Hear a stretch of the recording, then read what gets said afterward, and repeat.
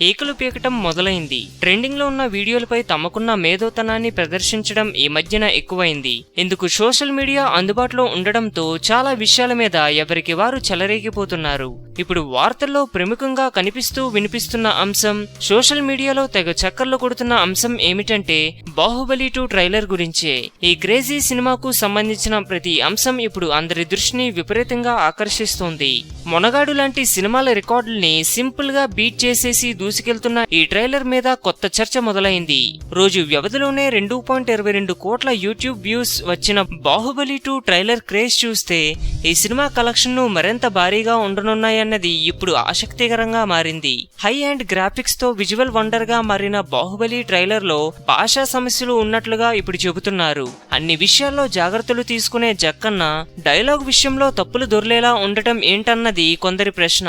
ఇంతకీ వారు లేవనెత్తనున్న విషయం ఏమిటంటే, ట్రైలర్లో కట్టప్పతో బాహుబలి చెప్పే డైలాగ్ ఒకటుంది. అందులో "నువ్వు నా పక్కన ఉన్నంత వరకు నన్ను చంపే మగాడు ఇంకా పుట్టలేదు మామా" అని. ఈ డైలాగులో భయంకరమైన వ్యాకరణ దోషం ఉందన్నది కొందరు భాషా అభిమానుల వాదన.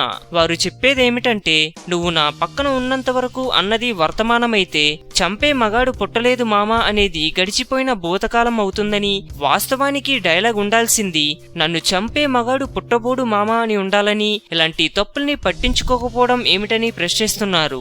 వ్యాకరణం పరంగా తప్పు అయినప్పటికీ మరీ ఏకలు పీకుతున్నట్లుగా ఉందన్న చురుకులు పడుతున్నాయి. మరికొందరు నిజమే కదా అంటూ రియాక్ట్ అవుతుండడం గమనార్థం.